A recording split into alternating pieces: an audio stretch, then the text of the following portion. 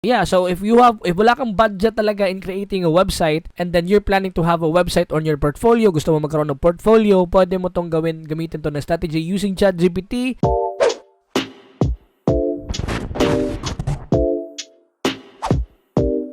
Hello mga boss, welcome back dito sa video natin. So today, gagawa tayo ngayon ng website using ChatGPT. So naka-pro po tayo ngayon sa ChatGPT. You can go here sa Explore GPTs. Yan, nakikita mo yan sa Explore GPTs. So punta ka lang dyan and then hanapin mo yung gusto mong hanapin. So as you can see here, pwede ka sa search bar, pwede ka mag-search dito ng website, example, website generator. Okay, type mo lang dyan website generator. Then, ang pinakauna lalabas dyan, meron dyan website generator. Pwede mo i-click yan.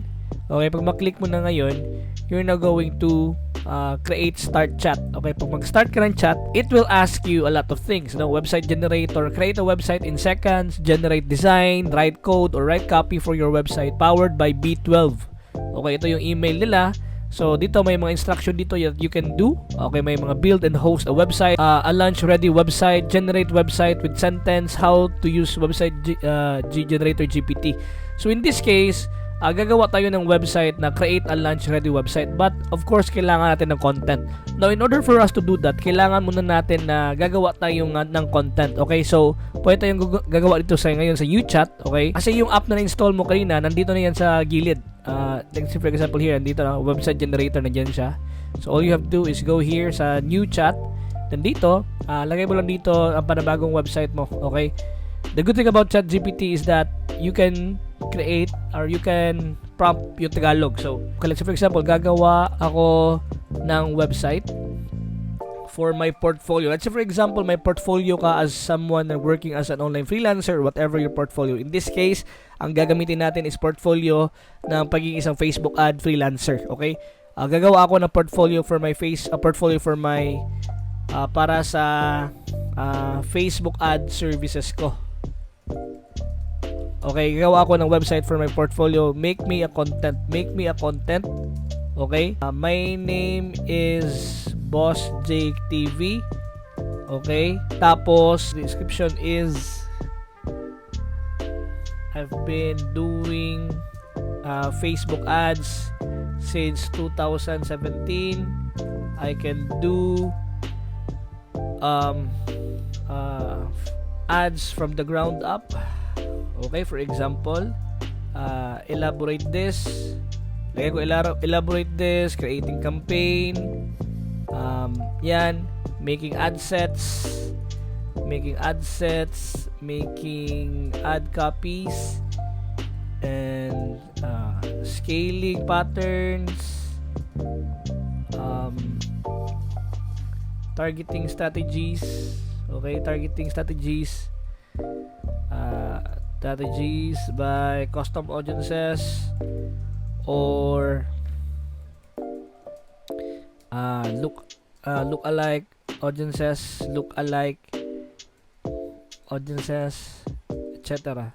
Okay, you can also, lagay ko dito, you can also add this to my services. Okay, one thing about using prompt, dapat talaga maging specific yung prompt mo para hindi ka mahirapan. Okay, my name is Boss Jake TV. My hourly rate, my hourly rate starts at let's say for example $5 per hour. Meron din $5 per hour, merong $20 per hour, tapos meron ding $50 per hour. Okay, make a package for this. 3 packages only. Okay, I'm just putting all of the information needed dito. So my name is Boss Jake TV. So ang nakalagay dito sa baba, let's try to go up here. Make me a website content. Okay, yan, my name is Boss Jake TV. Description, blah blah blah. Make elaborate this. Yeah, my hourly rate starts. Okay, let's say for example, yan na muna ang gusto natin i-prompt. Click natin yan. So ano kaya ang ilabas ni ChatGPT? Homepage, yan. Ito na yung nalabas niyan. Homepage, elevate your business, Facebook ads, sub-headline, tapos yan. Okay, so meron ka ng services and everything. All you have to do is we're just going to copy this. Okay, for example, copy lang tayo dito ngayon. Meron tayo. Okay? So, yan. Let's say for example, meron ng ganyan. So, all we have to do is copy. Okay, copy natin yan. Then, balik tayo ngayon sa website generator. Okay? Punta ka sa website generator and then i-click mo to create a website or a launch ready website. I-click natin yan. Boom. Okay? Tapos, awesome. Let's get your website. Okay? So, sabihin nyo daw, business name, what's the name of your business, description, give me a description. All you have to do is go here and then paste whatever you just copied earlier, right? So, yan ang na-copy natin. All you have to do is enter. Okay? Enter natin yan. Pag ma-enter natin yan, ito na yung nakalagay. Okay? I'm setting up this hang tight. Okay? For example, okay. It will ask you something like this. Website generator wants to talk to b12.io. Ilagay mo dito allow. Okay? Allow mo na dito. Pwede rin allow always allow. So after that, so meron na nakalagay dyan. Okay? So ngayon, nandito na generate na siya. If you try to go up here, okay? Punta tayo dito, sabi dito. Okay? Awesome. Okay, I'll get started with the following details. Bot name, Business TV, description, Facebook ad specialist, offering specialized advertising solution coaches, course creator, entrepreneurs. Okay, ChatGPT rin yung gumawa dito, guys. I'm setting this one up na hang tight. So sabi niya, your new website for Boss Jake TV is ready. Sign up to see the website and publish it for free. If the links above aren't working, click here. Okay, so nandito na, nakalagay na dito. So all you have to do right now, guys, is you're gonna click this one. I-click mo lang to, sign up to see the website. And what it'll do, it is going to open into a new tab. And ito na yun, nag-generate na yan siya. Tingnan natin kung ano ba yung laman. Okay? So ito yun, select a website. Okay, create a new website. Kasi nakagawa na ko earlier. Let's just try to create a new website. Yan, generating your personalized website. Just a few more seconds while our AI finishes. Okay? So napakadali lang. Okay, generating your personalized website. Wait natin mag-load yan. Okay, yan. Okay, so ito na yung preview niya. So Boss Jake TV, boom. Okay, AI generated yan lahat. Then ito na yung parang pwede ka maka-edit dito. So let's say for example, we're gonna preview this one. Okay, later ilagay ko preview. So dito, ilagay ko preview. Yan. Loading your website. In a few seconds, we will load your website. This is really applicable or this is good for you if wala ka pang budget talaga sa website mo. Kasi right now, we're going to publish this one for free. Let's say for example, your client is looking for a parang portfolio mo or a website that you can highlight mga specialties or mga skills mo. Diba, tingnan nyo, okay, sa Boss Jake TV may nakalagay dito expert Facebook ads for coaches and entrepreneurs. For example, transforming your business growth at Boss Jake TV. We specialize in crafting tailored, ano ito, okay. Yan, so diba, remember AI ang gumawa nito. So yan, maximize your impact or reach, campaign creation, ads at design. As you can see here, ito yung nalagay natin sa prompt earlier. Right, real results from real people. Obviously, you can change this one, Brandon Brera. Okay, you can also always change this, no, yung mga details dito. And tailored advertising solutions await, something like that.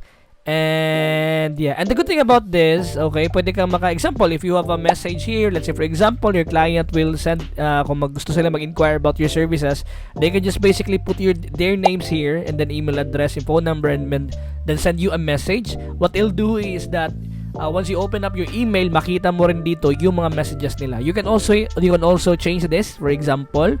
So by going back here sa the editor, okay, ito yung editor natin. So as you can see here, you can change this one to something like dito, no, you can change the Daniel Padilla, for example. Nag-review si Daniel Padilla. Okay, you can change everything here.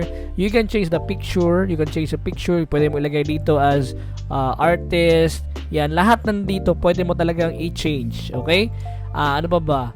So, you can also change yung mga about, testimony, lahat nandito pwede mo ma-change. And the good thing about that is that you can publish this website if you're good to go. Let's say for example, if you're going to publish na, okay ka na, publish mo lang to.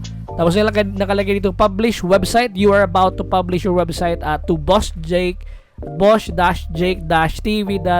Ito yung parang dmh5.website. Okay? Publish natin yan. For example, let's publish it. So, loading your website. Wait na natin mag-load yan.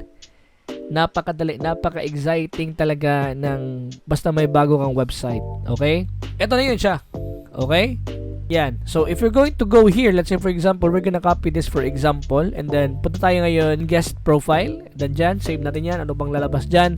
So, ito na yung lalabas. Ito na yung website mo na ginawa mo lang using ChatGPT and then yung app na ginamit natin earlier. So napakasimple.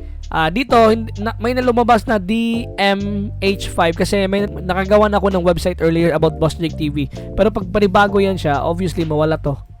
Okay? So, yeah. So, if wala kang budget talaga in creating a website and then you're planning to have a website on your portfolio, gusto mo magkaroon ng portfolio, pwede mo tong gamitin to na strategy using ChatGPT and para magkaroon ka rin mga ideas and everything, and you can send this particular na website to your client. So, that's it for today mga boss. Subscribe for more. Let's go!